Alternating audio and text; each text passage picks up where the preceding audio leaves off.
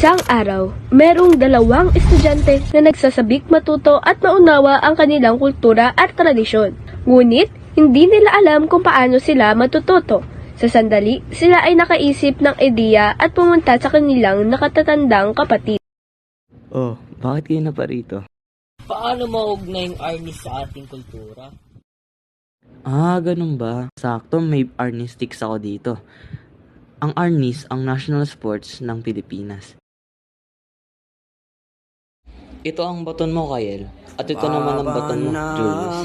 So, ang una natin gagawin ay strike. So, una gagawa muna tayo ng leg stance. Ganito.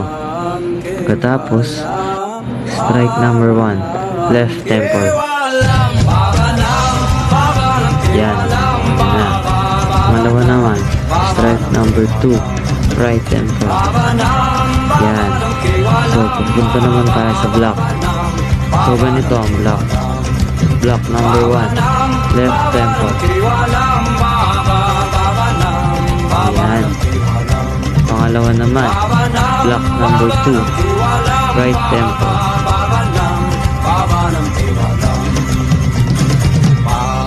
Pero kuya, paano yung ugnay ang arnis sa ating kultura?